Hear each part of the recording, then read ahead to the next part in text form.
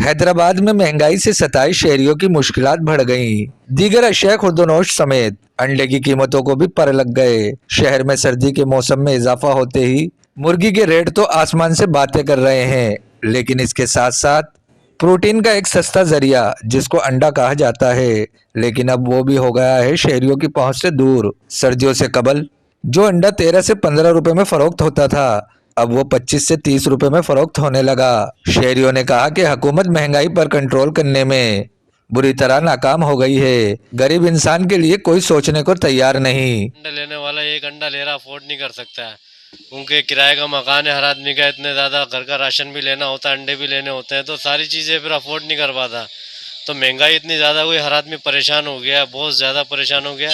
एक सिंध गवर्नमेंट को चाहिए अंडे पे नहीं सारी चीज़ों पे कम करे रेट, ताकि जो गरीब आदमी जो ना बआसानी खरीद सके। जो फार्म वाले होते हैं ना, ये अंडा महंगा कर देते हैं क्योंकि ज़्यादा खाने में आता है, तो ये जो ना ज़्यादा मुनाफे की वजह से महंगा कर देते हैं अंडा। जो फार्म वाले इन पे एक्शन लिया जाए कि ये इतना महंगा क्यों कर रहे हैं अंडा। 12 रुपये का अंडा होता था तो आवाम खा भी लेती थी, अब ये अंडा 30 रुपये का हो गया है। हम अपने बच्चों को कैसे खिलाएं?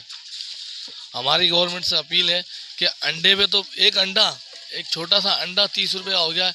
हम छोटे बच्चों को अंडा उबाल के खिला लेते थे, नाश्ते में खा लेते। अब ये बताओ कि हम अंडा कैसे खाएं? एक बाहर मुल्क में अंडे पे 1 रुपया बढ़ा था तो अंडा रोडों पे फेंक दिया था लोगों ने, अंडा किसी ने नहीं लिया था। यहाँ पर तो एक साथ 12 बढ़ रहे, तो आवाम कोई कुछ कह ही नहीं रही है। अंडे के ऊपर बस बढ़े जा रहे हैं। ये अंडा तकरीबन 12 रुपये का हो जाए वापस।